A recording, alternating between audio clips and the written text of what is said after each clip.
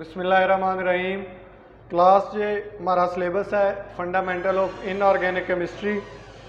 Inorganic chemistry में हम जो चैप्टर स्टार्ट किया हुआ था वो था बेसिकली एसिड और बेस का। तो हमने इन डिटेल डिस्कशन कर ली थी कि एसिड बेस होते क्या हैं, ठीक है, उनकी डिफरेंट थेरीज थी, उनके बारे में पढ़ लिया था, ठीक है जी। उसके अलावा हमने strong acid, hard acid, strong hard acid base concept, hard हिसाब थेरी या हिसाब प्रिंसिपल, उसके बारे में भी हमने डिस्कस कर लिया था, ठीक है जी। तो आज जो हमने टॉपिक स्टार्ट करना है वो है रिलेटिव स्ट्रेंथ ऑफ एसिड, यानी कोई एक हमारे पास दो एसिड्स हैं, हम पता करें कि इनमें से कौन सा एसिड स्ट्रॉन्ग है, कौन सा एसिड वीक है। इस चीज़ को क्या कहते हैं? Relative strength of acid. The relative strength of various acids can be compared using Ka, ठीक है। Ka वैल्यू से हम क्या कर सकते हैं? फाइंड कर सकते हैं किसी भी एसिड की रिलेटिव स्ट्रेंथ। Ka क्या होता है ये भी हम अभी डिस्कस करते हैं। The larger the value of Ka the stronger the acid, कि अगर आपके पास दो एसिड ऐसे हैं, एक एसिड ऐसा है जिसकी Ka की वैल्यू लार्जर है और एक एसिड ऐसा है जिसकी Ka की वैल्यू स्मॉलर है, तो उनमें स्ट्रॉन्ग एसिड कौन सा होगा? जिसकी Ka की वैल्यू क्या होगी? लार्जर होगी। The structure of an acid plays an important role in determining the strength of an acid. किसी भी एसिड का जो स्ट्रक्चर होता है ना, वो उसकी स्ट्रेंथ को डिटरमाइन करने के लिए अपना रोल अदा करता है, ठीक है जी। For an acid with the general formula HX, the strength of an acid depends on, ये तीन चीज़ें हैं जिन पे किसी भी एसिड की स्ट्रेंथ डिपेंड करती है। नंबर 1 है पोलैरिटी, नंबर 2 है the strength of HX bond, ठीक है। HX क्या है? एक एसिड है, उसमें फॉर एग्जाम्पल कोई भी एसिड है उसमें दो पार्ट होते हैं, एक A9 पार्ट होता है और K9 पार्ट होता है। K9 अमूमन हाइड्रोजन होता है, तो जो A9 और K9 का हाइड्रोजन का जो बॉन्ड बना हुआ है ना A9 के साथ, उस बॉन्ड की स्ट्रेंथ पे भी क्या करती है? एसिड की स्ट्रेंथ डिपेंड करती है। उसके बाद स्टेबिलिटी ऑफ कॉन्जुगेट बेस, यानी आपके पास कोई एसिड है, जब आप उसको डिसॉल्व करते हो तो उसका क्या बनता है? कॉन्जुगेट बेस बनता है। उस कॉन्जुगेट बेस की स्टेबिलिटी के ऊपर भी क्या करती है? Relative strength of acid depend करती है, ठीक है जी। उसके बाद आगे मूव करते हैं कि using information about these properties several trends related to relative strength of acid can be identified for binary and oxy acid, के बाइनरी एसिड और ऑक्सी एसिड के बारे में डिफरेंट हम इंफॉर्मेशन लेते हैं डिफरेंट मेथड के थ्रू, और फिर हम देख लेते हैं कि उनमें से कौन सा एसिड स्ट्रॉन्ग है और कौन सा एसिड क्या है? वीक है, यानी हम उनकी रिलेटिव स्ट्रेंथ क्या कर लेते हैं? फाइंड कर लेते हैं, ठीक है जी। तो बाइनरी एसिड क्या होता है? An acid with the general formula HX which is generally composed of two element, one of which is hydrogen, यानी ऐसे एसिड जो दो एलिमेंट से मिलकर बनते हैं और उनमें से एक क्या हो? हाइड्रोजन हो, उनको क्या कहते हैं? हम बाइनरी एसिड कहते हैं। ऑक्सी एसिड क्या होता है? An acid that contains oxygen, जिसके पास क्या हो? ऑक्सीजन हो। अब हम देखते हैं जी relative strength of binary acid, के बाइनरी एसिड की रिलेटिव स्ट्रेंथ कैसे फाइंड करते हैं विद इन द ग्रुप, यानी पीरियोडिक टेबल हमने पढ़ा हुआ है। जब हम ग्रुप में मूव करते हैं, यानी up to down, top to bottom, the strength of an acid increase moving down the group, जैसे जैसे ग्रुप में नीचे मूव करते हैं तो एसिड की स्ट्रेंथ बढ़ती जाती है। For example HCl is stronger then HF, यानी क्लोरीन ग्रुप में ऊपर है और फ्लोरीन नीचे है, तो हाइड्रोजन फ्लोरीन क्या है? ग्रुप का ऊपर है फ्लोरीन, ठीक है, हेलोजन के ग्रुप में, और क्लोरीन क्या ग्रुप में? नीचे है, फ्लोरीन की निस्बत क्लोरीन नीचे है, तो क्लोरीन क्या होगा? स्ट्रोंगर होगा, फ्लोरीन क्या होगा? वीकर होगा। क्यों? क्योंकि जो स्ट्रेंथ ऑफ एसिड है वो इंक्रीज करती है जैसे जैसे हम मूव करते हैं down the group. With in the same period, एक ही पीरियड की अगर बात करें, यानी from left to right, the strength increase as the electronegativity of element X increase, यानी लेफ्ट टू राइट जब हम बढ़ते हैं, X का क्या मतलब है? जो H के साथ अटैच है, एसिड का पार्ट एक H होता है, एक कोई A9 होता है। जो नेगेटिव स्पीशीज है ना, अगर उसकी इलेक्ट्रोनेगेटिविटी जैसे जैसे हम ग्रुप में मूव करते हैं तो बढ़ती जाती है, तो उससे क्या होगा? एसिड की स्ट्रेंथ भी क्या होगी? इंक्रीज होगी। HCl क्या है? स्ट्रोंगर एसिड है एज कम्पेयर टू H2S। क्यों? क्योंकि जो सल्फर है वो उस ग्रुप पीरियड में पहले आ जाता है और क्लोरीन उस पीरियड में बाद में आता है, ठीक है जी। अब आपको ये बाइनरी एसिड का ट्रेंड नजर आ रहा होगा। पीरियोडिक टेबल में इंक्रीज एसिड स्ट्रेंथ जब हम किसी पीरियड में मूव करते हैं, जब हम ग्रुप में मूव करते हैं तब भी इंक्रीज एसिड स्ट्रेंथ, यानी फ्रॉम लेफ्ट टू राइट भी एसिडिक स्ट्रेंथ बढ़ रही है, अप टू डाउन भी एसिडिक स्ट्रेंथ बढ़ रही है, ठीक है जी।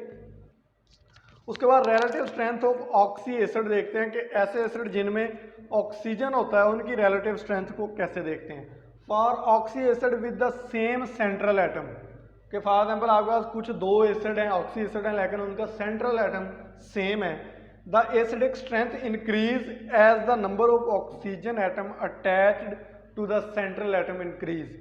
यानी आपका दो एसिड है, उनमें सेंट्रल एटम के साथ एक में एक ऑक्सीजन अटैच है, दूसरे में तीन, तो तीन वाला एसिड स्ट्रॉन्ग होगा, ये रूल है। फॉर एग्जाम्पल HClO3 क्या है, स्ट्रॉन्गर है HClO की निस्बत, क्यों? क्योंकि इसमें तीन ऑक्सीजन है, इसमें क्या है, एक। ये भी एक रूल है ऑक्सी एसिड की स्ट्रेंथ फाइंड करने का। उसके बाद for oxy acid with the same number of oxygen atom, बाज़ औक़ात ऑक्सी एसिड ऐसे आ जाते हैं जिनमें ऑक्सीजन एटम की तादाद सेम है, तो उनमें जो एसिडिक स्ट्रेंथ होती है वो इंक्रीज करती है as the electronegativity of central atom increase. जैसे जैसे सेंट्रल एटम जिसके साथ वो जुड़े होते हैं उनकी इलेक्ट्रोनेगेटिविटी बढ़ती जाती है तो एसिडिक स्ट्रेंथ बढ़ती जाती है।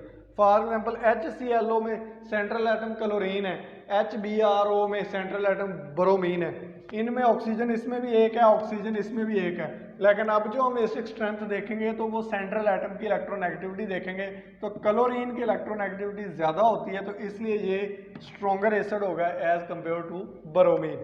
इन general electronegativity increases toward the top within a group and from left toward the halogen within a period, यानी from top to बढ़ती है और from left to right भी ये बढ़ती है, ठीक है जी। अब ऑक्सी एसिड का सेम नंबर ऑफ ऑक्सीजन हो तो उनकी ये आपको ट्रेंड नज़र आ रहा होगा कि जैसे जैसे हम लेफ्ट टू राइट पीरियड में मूव कर रहे हैं तो इंक्रीजिंग एसिडिक स्ट्रेंथ हो रही है, ठीक है। लेकिन जैसे हम जैसे हम ग्रुप में मूव करते हैं तो ये उलट है। ग्रुप में क्या होगा, जो नीचे वाले हैं उनकी कम होगी स्ट्रेंथ, जो ऊपर वाले हैं उनकी एसिडिक स्ट्रेंथ ज़्यादा होगी, क्योंकि उनकी इलेक्ट्रोनेगेटिविटी क्या है, ज़्यादा है, इंक्रीजिंग एसिडिक स्ट्रेंथ, ठीक है। यानी ये इस ग्राफ के क्या है, ये उलट है, ये वाला ग्राफ, ठीक है जी। किस में भला, ग्रुप में, ठीक है जी। अच्छा, उसके बाद रिलेटिव स्ट्रेंथ, ये आपकी असाइनमेंट है, आपने आइडेंटिफाई करना है इनमें से स्ट्रॉन्गर एसिड कौन सा है, ठीक है। तो ये पहला आपको नज़र आ रहा है, इसमें ऑक्सीजन दोनों में सेम है, तो क्लोरीन और आयोडीन में आपने इलेक्ट्रोनेगेटिविटी देखनी है। दूसरे में क्या है, सेंट्रल एटम सेम है लेकिन ऑक्सीजन ज़्यादा है, इसमें 4 है इसमें 3 है, तो ये देखनी है। ये इस तरह से आपने सारी असाइनमेंट सॉल्व करनी है, ठीक है जी। उसके बाद molecular structure and acid strength.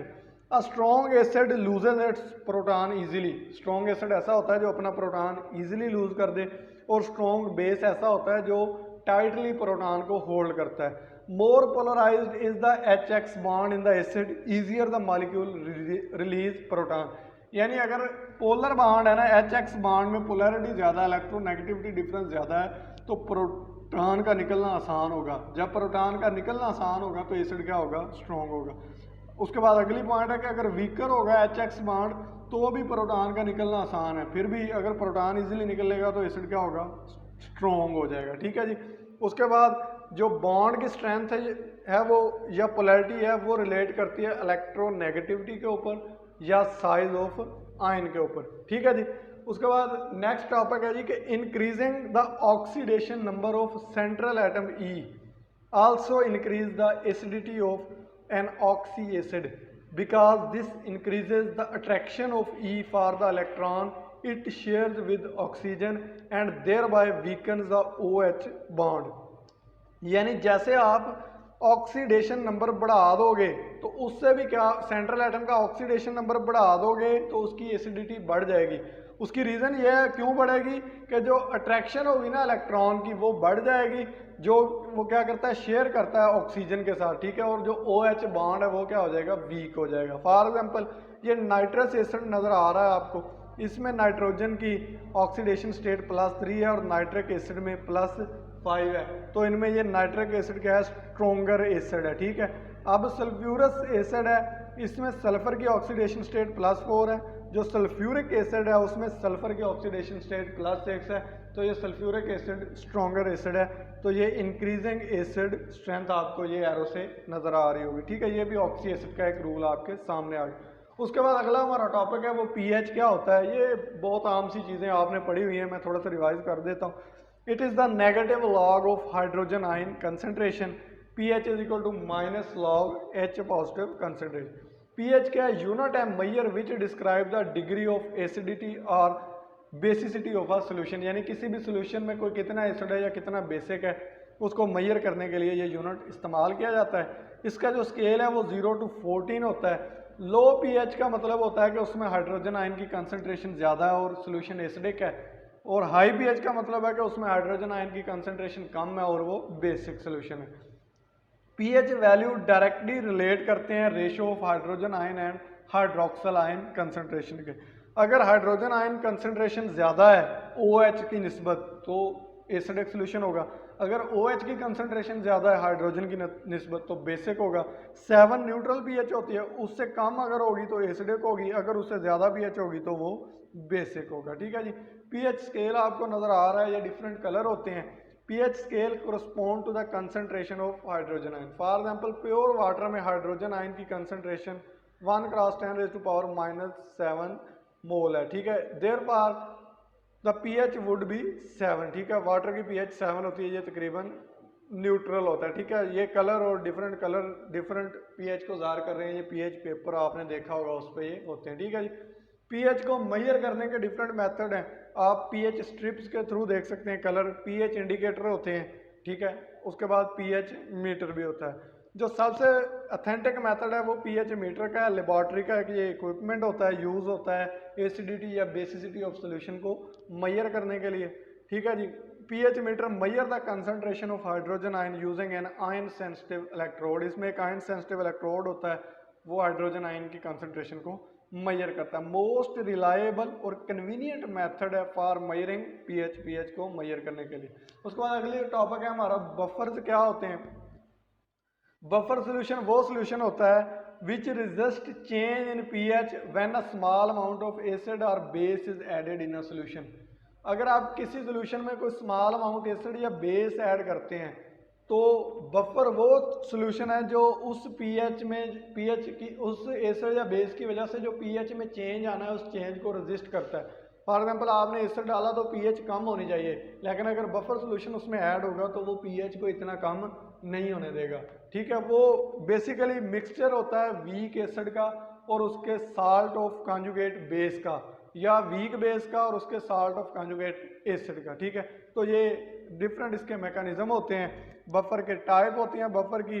Acidic buffer होते हैं, इसमें क्या होता है एसिडिक बफर में वीक एसिड होता है और उसका साल्ट होता है। ठीक है जी, ये वीक एसिड है CH3C डबल बॉन्ड OH और उसका ये साल्ट है CH3C डबल बॉन्ड ONA।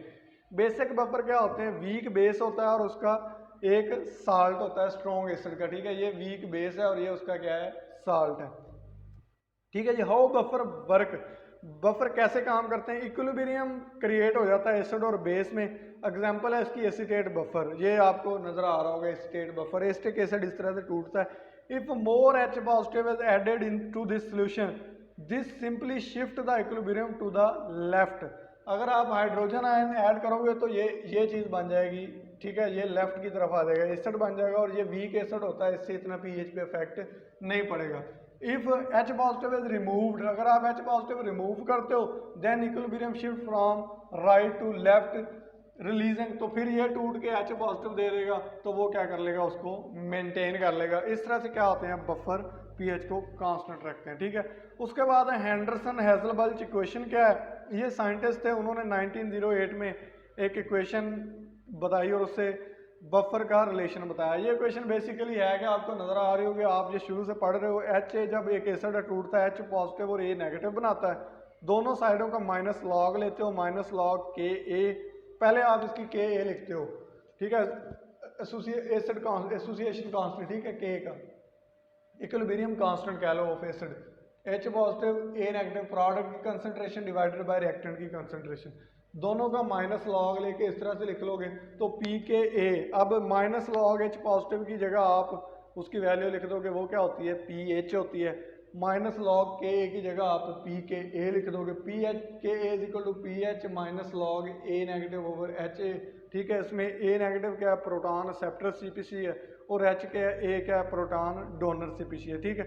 ये तो हो गया इस तरह से रिलेशन पी के ए का। अगर आपने पीएच फाइंड करनी हो तो पीएच इक्वल होती है P K A plus log A negative over H A की कंसंट्रेशन, ठीक है। इस तरह से आप ये पीएच भी फाइंड कर सकते हो, ठीक है। Greater the buffer capacity less the pH change upon addition of H और ओ एच नेगेटिव। अगर आपका बफर है उसकी बफर कैपेसिटी बहुत ज़्यादा है तो हाइड्रोजन आयन या OH नेगेटिव आयन ऐड करने से पीएच पे इतना इफेक्ट नहीं पड़ता, ठीक है। Choose a buffer whose pKa is closest to the desired pH, ठीक है। आप अगर किसी सिस्टम में कोई रिएक्शन करवाना चाहते हैं तो आपने वो वाला बफर यूज करना है जिसकी pKa उस pH के बराबर हो जिस पे आप वो रिएक्शन करवाना चाहते हैं, ठीक है। जो उसमें डिफरेंस आना चाहिए वो pH should be with in pKa +-1, यानी +-1 यानी 1 पॉइंट ऊपर हो सकती है या 1 पॉइंट नीचे हो सकती है, ठीक है जी। एप्लीकेशन क्या है, हैंडरसन हेजलबर्ग इक्वेशन की ये एबिलिटी होती है इसमें, determine the relative acidity of compound by comparing their pK value, यानी ये पीके वैल्यू से पता चल जाता है कि कौन सा एसिड स्ट्रॉन्ग है कौन सा वीक है। अगर कोई एसिड स्ट्रॉन्गर है तो वो ग्रेटर आयोनाइजेशन होगी, वो ज़्यादा आयन बनाएगा, तो उसकी जो पीके की वैल्यू होगी वो लोअर होगी, and the lower the pH value, ठीक है। यानी अगर एसिड स्ट्रॉन्ग है तो उसकी पीएच की वैल्यू भी कम है और पीके की वैल्यू भी कम है। अब आपको ये नीचे कुछ एसिड नजर आ रहे होंगे, इसमें जो सबसे स्ट्रॉन्गेस्ट एसिड होगा वो कौन सा होगा, वो ये वाला होगा क्योंकि इसकी पीके की वैल्यू सबसे कम है, ठीक है। और ये 16 वाला क्या होगा, ये सबसे वीकेस्ट होगा क्योंकि इसकी पीके की वैल्यू सबसे ज़्यादा है, ठीक है जी। ये इस तरह से आप इसको देख सकते हैं कि कौन सा एसिड स्ट्रॉन्ग है और कौन सा एसिड वीक है, ठीक है जी। बफर सिस्टम कुछ हमारे बॉडी में भी एक्ट करते हैं, ठीक है। जो बॉडी में बफर होते हैं वो फास्फेट बफर सिस्टम होता है, प्रोटीन बफर सिस्टम होता है। प्रोटीन बफर सिस्टम की फर्दर 3 टाइप्स हैं, haemoglobin buffer, amino acid buffer और प्लाज्मा प्रोटीन बफर। उसके अलावा carbonic acid bicarbonate buffer system ये हमारी बॉडी में एक्ट करते हैं और ये पीएच को चेंज होने से बचाते हैं। It was all about today lecture. आज के लेक्चर में हमने इन डिटेल डिस्कस कर लिया कि पीएच क्या होती है, बफर सिस्टम क्या होते हैं और रिलेटिव स्ट्रेंथ ऑफ एसिड क्या होती है। जो हमारा अगला लेक्चर होगा उसमें फिर कुछ और टॉपिक्स हैं वो डिस्कस करेंगे। तब तक के लिए अल्लाह हाफिज़, थैंक यू सो मच।